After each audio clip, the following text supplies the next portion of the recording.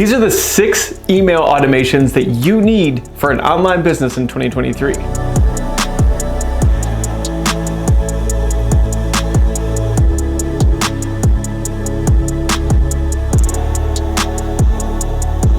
Number 1, a welcome series. A welcome series is kind of self-explanatory. It should welcome someone into your business. Think of it as them stepping into the front door and you going up to talk to them. Now, a good welcome series typically has a bit of a hook. So you visited a website before where they have like a pop-up on the site that says, hey, join our email list and get 10% off your first order. That is your welcome series. So the very first email in your welcome series should match whatever offer you have showing on your website if you have any at all. Email number 2 is going to be browse abandonment. Browse abandonment is incredibly helpful, but a little bit controversial. Some people love it, some people hate it. Now, what that is okay, let's say you're on Amazon, you're going around Amazon, you're browsing, but you're not adding to cart, you're not checking out, you're just kind of looking at a bunch of different products. Maybe you're starting your research for whatever it is that you're purchasing. Well, a good browse abandon email automation will actually take maybe 20, 30, 40 minutes later, an hour or 2 later, and they'll say, hey, we noticed you were looking for these things, and you should also add related products into this. This would be a great opportunity for other related products. So, we noticed you were looking at these things. Be sure to go back and check out and maybe use a discount code. But we also have these great products as well. So a browse abandon though can also lead into the next crucial flow if you are running email marketing for an online store, and that is abandon cart. So according to recent studies, 70% of carts go abandoned on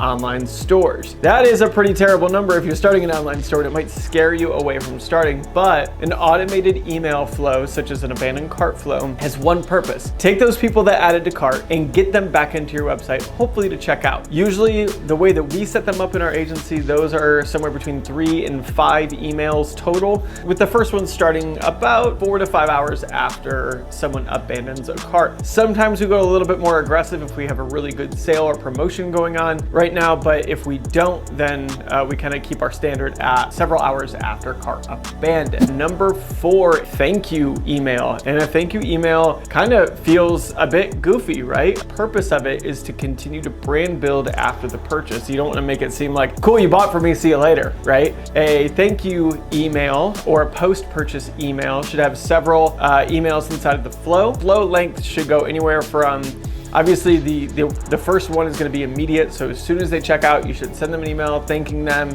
Here's what to expect. Here's approximate shipping times. You'll get, tracking information, etc. One thing that you should understand is the fact that every online store has a returning customer rate, and typically a consumer is going to be repurchasing whatever it is on a steady interval. For instance, we have direct-to-consumer food brands that we manage their email marketing through a lot of data and understanding and working alongside with the actual brand itself. The typical restock on this product is going to be between 30 and 45 days. So our post-purchase flow purposefully reaches back out to them somewhere around day 25 post-purchase, because it should say, hey, is the inventory getting low? Are these things getting low? Are you looking for more of these? And try to get them back in for that crucial repeat purchase. I think if you truly measure the impact of a repeat customer in your business, it's unbelievable how valuable it is for your business. It's the best ROI that you can get in terms of all marketing and advertising in general. The 5th automated email flow that I find to be crucial, especially if you deal in small quantities on your website, is going to be an in-stock or a back in stock type of email. So if you have a Shopify site and you have Klaviyo hooked up, for instance, those two get along really well. So if you have a product, let's say that maybe has 5 or 10 items in inventory, then it sells out pretty quickly. Maybe you have a TikTok, video go viral or something, then you can restock that particular product. When you add more inventory into Shopify, it will automatically reach out to Klaviyo and say, hey, let's go ahead and kick up that back in stock series. It's a great way to keep things selling out quickly, which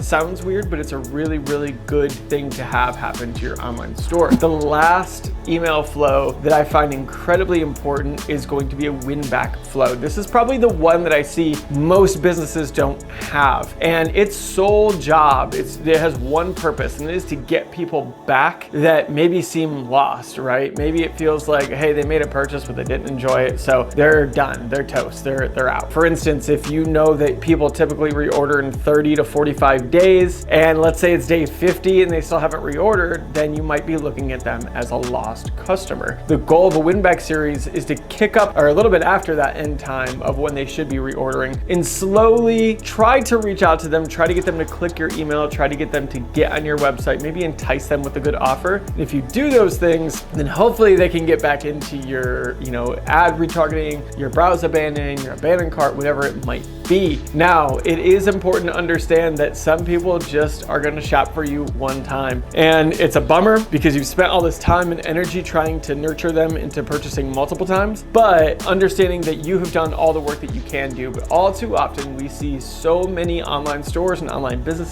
don't have these sorts of automations set up, and they're automations. You set them up one time, and then after that, it's a couple of tweaks and changes here and there, but it is supposed to help turn on kind of an automated form of revenue for your business. So if you enjoy these types of videos, be sure to give me a thumbs up and hit the bell so you can get notified every single time more videos like this get posted.